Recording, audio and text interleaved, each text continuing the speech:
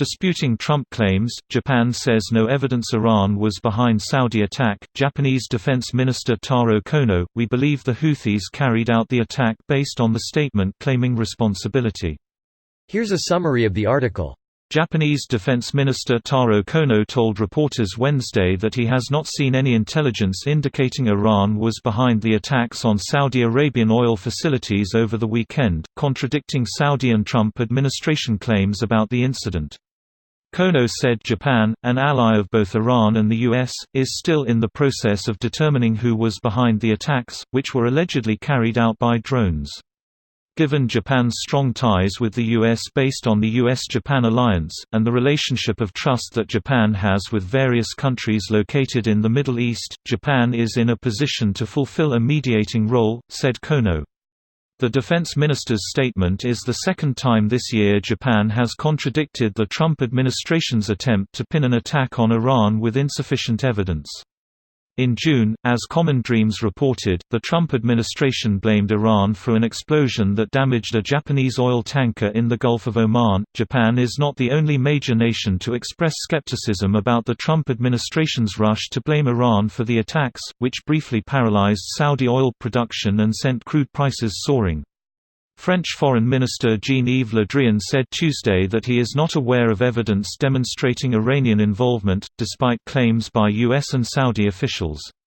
This post received a score of 40,704, with an upvote ratio of 86%. Here are the top comments in response to this article.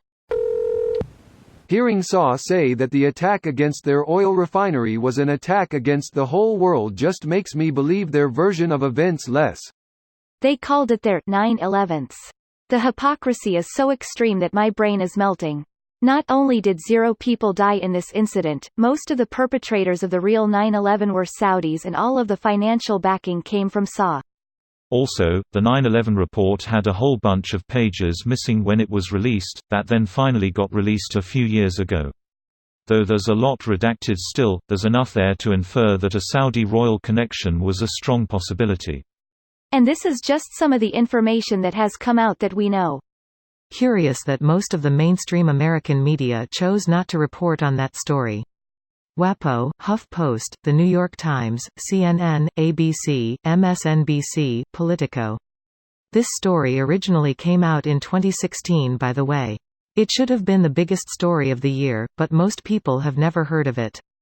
Makes me wonder how many newspapers had ties to oil companies, Saudi money that decided to pull the story for financial reasons. U.S. media is a joke. They tiptoe around every controversial thing. But blindly support the government's worst missteps and then submit an apology right after. Only the controversies that hurt their bottom line are suppressed, other controversies are their bread and butter. That's why you always see PC culture wars content and race-baiting news. Controversy over which public toilet transgender kids should use is great for commercial news networks because it doesn't affect advertising sales. Any controversy that might threaten the people who have the power and money gets swept under the rug. I feel like I'm the only one that doesn't give a shit about who attacked them. SAW is a rich as fuck country that can defend their own assets. The U.S. shouldn't be getting involved if it was or wasn't Iran. I feel like I'm the only one who sees that it's John Bolton who planned all this and then got fired as part of the cover. That firing definitely seemed very real based on how awkwardly it played out. Where Trump tried to get the one-up on him by saying he was fired when Bolton was saying he pretty much quit, offered to resign the night before. And with Bolton publicly calling Trump basically a liar in the media and on Twitter the day of his firing by saying Trump's version of the events was not what really went down.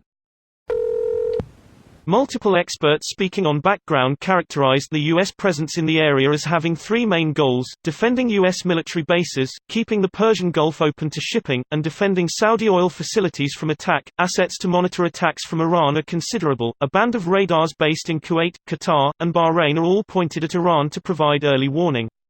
Many U.S. ships are in the area, equipped with the Aegis air defense system, which has a range of some 300 nautical miles. If these came from Iran, the Americans can easily prove it with radar data that they haven't yet released. If they haven't released that info, it's because either they don't have it or the Saudis asked for a delay for domestic political reasons. This video was automatically created by Reddit to speech. The article and comments in this video were selected from Reddit according to their upvotes, and any paraphrasing was performed by smmry.com, without any human intervention.